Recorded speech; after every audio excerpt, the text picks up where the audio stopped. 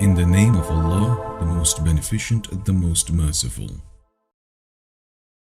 My conversion story really started, I guess, in college. I studied at the University of Pittsburgh, and I consider myself to be somewhat of a spiritual person. I guess you could say like a free spirit. So I wasn't really looking for a religion, you could say. But my parents named me Amira. They grew up during the civil rights movement, and as a result of that, they were familiar with some of the basic concepts of Islam, but they weren't what you would consider to be Muslims. And so by the time I went to college, I subscribed to the belief that religion was a social construct, that it wasn't really necessary. What really changed was a series of events. I had friends who were Christian, for instance, but I knew for myself that I didn't believe in Christianity. So I would just engage in a few discussions with them, and I realized that they couldn't give me any sort of concrete reasons behind their faith. It was just something that they felt, I guess, they had a conviction that was, for me, wasn't sound enough. And so really my own journey started when I went to London to study abroad. I was there for a semester. I actually purchased the Quran from my college bookstore, and because I consider myself to be, I guess, a Muslim by association, you could say. I was studying abroad there for a 4-month stay. During the first month, I was reading the Quran sort of off and on, haphazardly, you could say. But the verses, I really couldn't really relate enough. I didn't understand it. But fortunately enough for me, the copy that I had an introduction section. So I started to read that over the course of about a week. And the writer, he explained the tenets of Islam, our belief system. So really, for me, it sort of answered so many questions that I had as a child, as a teenager, and even things that I was sort of going through in my own life, just wondering about why am I here? Is it really just to get a degree, just to go to school? For me, converting, looking at the information and learning about the tenets of Islam, it was as if, before I was seeing the world and my own life blurry. Everything was sort of unclear. And then after learning about the basics, the foundation, it was as if someone had given me glasses and everything was clear.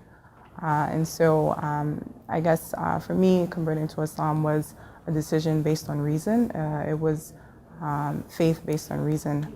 And I think for me, that was something somewhat unique. There was no one that convinced me to become a Muslim. I actually gave myself Shahada just from looking online. And then needed to learn how to perform the Salah. And I continued to read the Quran the next day, and happened to come across the verse in the Quran explaining the command for men and women to guard their modesty. And from that day forward, I began the prayers in addition to covering full time and wearing the hijab.